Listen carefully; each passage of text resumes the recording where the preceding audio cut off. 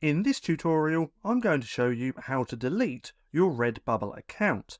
Now, once you're logged in to your Redbubble, you want to come over here to the left-hand side under Account Settings, where it says Cancel Account.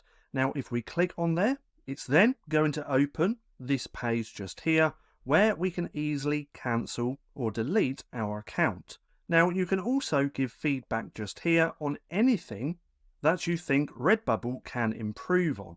Now, one thing to note, and that is if you go ahead and delete your account or cancel it, there's a couple of things to keep in mind. Your profile will be removed, all your works will be removed as well, and any comments or forum posts will remain. But once you're here, you simply then click on Cancel My Account. I'm pretty sure there's going to be an extra step after this, but I'm not going to click on it anyway. But that's just how simple it is to delete your Redbubble account. Now, if you found this video helpful at all, then please consider giving me a like, as it really helps out the channel. And if you're not too sure what to watch next, click right here and watch this video.